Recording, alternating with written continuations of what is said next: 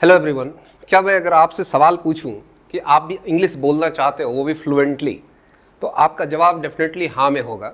But how to start speaking English, let's know today a very unique method, that is ESRC। आज मैं आपके लिए लेकर के आया हूं इस यूनिक वीडियो में ESRC method of learning English. तो let's know what is this method and how important is it for a beginner to learn speaking English. So आइए देखते हैं क्या है ये method. E for engage, S for study, R for reinforce and C for communicate. Engage, study, reinforce and communicate. जब भी हमें कोई भी चीज़ सीखना होता है तो सीखने के लिए हमें उसमें इंगेज होना पड़ता है। दैट मीन्स कि उसमें टाइम देना पड़ता है। बिना टाइम दिए, without investing time, nothing can be learned. If you want to learn any skill, not only speaking English, any sort of skill if you want to learn, you have to invest time in that particular skill to learn. Okay, so likewise आपको English सीखने के लिए भी engage होना पड़ेगा। फिर क्या होता है, जब इंगेज आप होंगे, बहुत कुछ आपने सीखा, तो थोड़ी चीज़ों को स्टडी करना पड़ता है। स्टडी में आपकी बुक रीडिंग आ सकती है, रिसर्च आ सकते हैं, तो ये थोड़ा चीज़ें करना पड़ेगा। Then after what is reinforce. Reinforce का मतलब होता है कि खुद को उसके लिए फोर्स करें। कभी बार मन कहेगा करना, कभी कहेगा मन कहेगा कि नहीं करना है। जनरली आप क्या हो जाते हैं, थोड़े लेजी हो जाते हैं, कुछ दिन करते हैं, फिर इनकंसिस्टेंट हो जाते हैं, तो फिर से आपको बैक लाना पड़ता है उस ट्रैक पर, तो इसको कहते हैं रीइंफोर्स। और फिर कम्युनिकेट करना पड़ेगा, जितनी आप बात करेंगे। ओके, सो आइए जानते हैं कि व्हाट इज ESRC। जैसा कि हमने अपने पिछले स्लाइड में बताया आपको, ESRC stands for engage, study, reinforce and communicate. Correct. It is a simple yet powerful method that helps learners build strong English skills step by step through meaningful learning and practice। ठीक है, कहते simple तो है लेकिन फिर भी powerful है। क्यों कहा जा रहा है simple yet powerful? That means कि कई बार ऐसा होता है कि हम चीज़ों को सिंपल समझ के प्रैक्टिस नहीं करते, छोड़ देते, कहता है ये तो बड़ी साधारण सी चीज़ है, तो we don't pay much importance to that. But I highly recommend you here कि सिंपल है but it is very very powerful if you just bring it into practice. अगर आप इसको प्रैक्टिस में लाते हो तो सबसे पहले इंगेज जानते क्या होता है। इंगेज का मतलब get interested and connect with the topic. Okay, आपको जो भी चीज़ें सीखना हो, जिस भी टॉपिक पर आपको इंटरेस्ट हो, कई बार ऐसा होता है कि इंटरेस्ट जगाना पड़ता है सीखने के लिए। तो इंग्लिश सीखने के लिए आपको क्या करना पड़ेगा, इसको मैं एक्सपोजर भी कह सकता हूँ। आपको जो भी चीज़ें अच्छा लगता हो, for example if you love to watch cricket match, तो listen to cricket commentary in English. If you love to watch news, तो लिसन टू इंग्लिश न्यूज़। अगर आपको मूवी देखना पसंद है तो start watching movies in English at least with subtitles. तो ये सब चीज़ें अगर आप करते हैं तो उसमें आप इंगेज होइए। जो आपको पसंद है वैसा कंटेंट कंज्यूम करना पसंद कीजिए इंग्लिश में। देन आफ्टर मैंने कहा स्टडी करना है, learn and understand the language.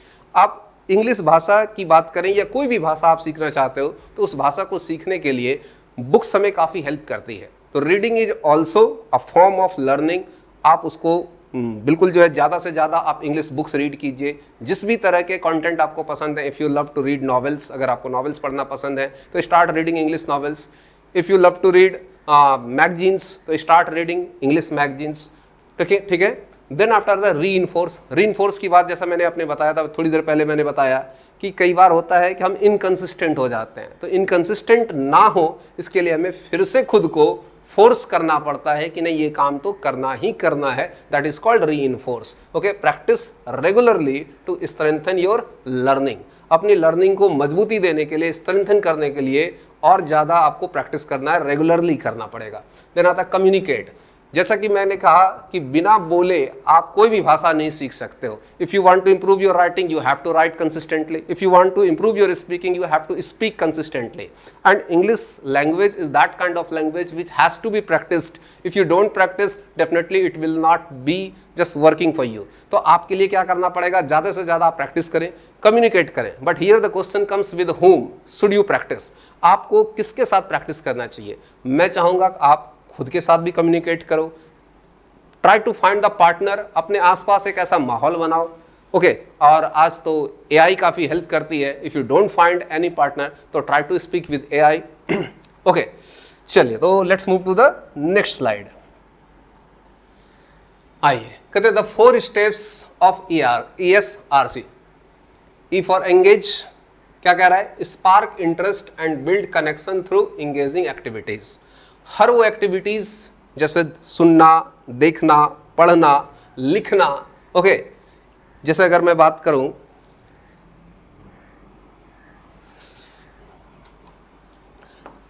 LSWR की मैं बात करूं, तो आप इंग्लिश सुनिए, इंग्लिश में बोलिए, लिखिए और पढ़िए। तो जिस चीज़ में आपको इंगेजमेंट ज़्यादा से ज़्यादा हो, इंटरेस्ट हो, वो काम करो आप सीखने के लिए। फिर स्टडी करो, जैसे कह रहा है लर्न न्यू वर्ड्स। अब स्टडी में क्या क्या हम कर सकते हैं, एक रूल बना लो, everyday try to learn at least 5 new words. 5 शब्द भी अगर आप न्यू सीखेंगे तो ज़्यादा बर्डन भी नहीं होगा और थोड़ा इंकरेजिंग भी रहेगा। थोड़ी ग्रामर की प्रैक्टिस करें एंड एक्सप्रेशंस इन कॉन्टेक्स्ट।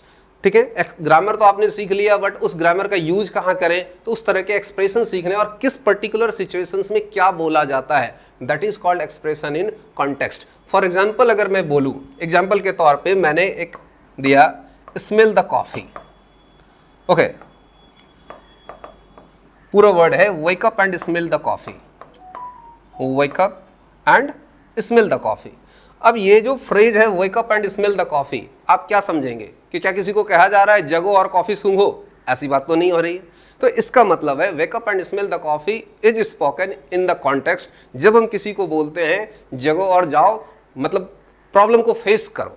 तो किसी को अगर हम प्रॉब्लम को फेस करने के लिए, डेयरिंग होने के लिए एनकरेज करते हैं, तब हम बोलते हैं wake up smell the coffee. ऐसे ढेरों सारे एक्सप्रेशंस आपको पढ़ने हैं। रीइंफोर्स, मैं बार बार कह रहा हूँ, रीइंफोर्स क्यों करना जरूरी होता है कि आप इनकंसिस्टेंट ना हो जाएं, रेगुलर रहना हो जाए, बहुत ज़रूरी है।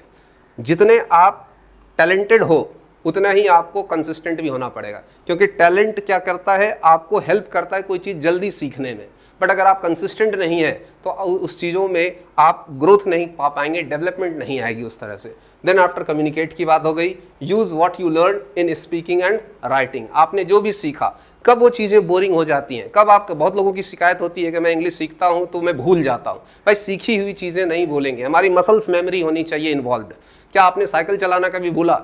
अगर आपने बाइक चलाना या कार चलाना सीखा कभी भूलते हो? नहीं, because that is muscles memory. तो आपको यहाँ पर क्या करना है, हमें अपने मसल्स मेमोरी का यूज़ करना है। दैट मीन्स लिखना है, बोलना है। सिर्फ पढ़ के छोड़ देंगे तो हो सकता है कि आप भूल जाएं। That's why it is being said communicate. जो आपने सीखा उसका प्रैक्टिस कीजिए बोलने में और लिखने में। ओके, जैसे एग्जांपल्स है, talk with your partner about your dream trip, present it into the class. आप अपने ड्रीम ट्रिप के बारे में बात कीजिए, जो भी चीज़ें आपको अच्छी लगे उसके बारे में बात करिए। आइए नेक्स्ट टॉपिक पर चलते हैं, स्लाइड पर। The next slide is why ESRC works. क्यों ये काम करता है, ये इतना इंपॉर्टेंट क्यों है? सबसे पहला, स्टूडेंट सेंटर्ड। ये जो मेथड है ये स्पेशली स्टूडेंट के लिए है। किसके लिए? बिगनर्स के लिए, लर्नर्स के लिए है। ये वैसे लोगों के लिए नहीं है जो ऑलरेडी एक्सपर्ट है इंग्लिश बोलने में। People who are already very fluent in speaking English, it's not for those guys, it's for the beginners, it's for those students, those people who are really just starting their journey. तो जो अपने start कर रहे हैं उनके लिए है। And better understanding, इस प्रोसेस में, इस मेथड से क्या होगा, आप चीज़ों को आसानी से समझ सकते हैं। जैसे concepts are learn in context and remembered longer. अगर आप किसी भी कॉन्सेप्ट को इस कॉन्टेक्स्ट में समझते हैं कि अच्छा इस चीज़ का ये चीज़ है, ऐसे बोला जाता है, इस सिचुएशन में ये बोला जाएगा, तो वो चीज़ें ज़्यादा दिन तक याद रह जाता है। बिल्ड्स कॉन्फिडेंस, जितनी आप प्रैक्टिस करेंगे, जितना आपके पास नॉलेज आता जाएगा, उतना ही आपका कॉन्फिडेंस बिल्ड होता जाएगा। Then after the real life communication, आप इंग्लिश में जो भी चीज़ सीखेंगे, ऐसा नहीं कि कुछ आपने ग्रामर की बुक पढ़ी अब कहाँ इसका यूज़ करना है। ये ESRC मेथड इज दैट कि what ever you will learn it would be based on situation. तो आप अपने रियल लाइफ में यूज़ करोगे। Okay, the last but not the list, example in action. जैसे टॉपिक हमने दिया माई वीकेंड प्लान, आपने अपने वीकेंड का एक प्लान बनाया।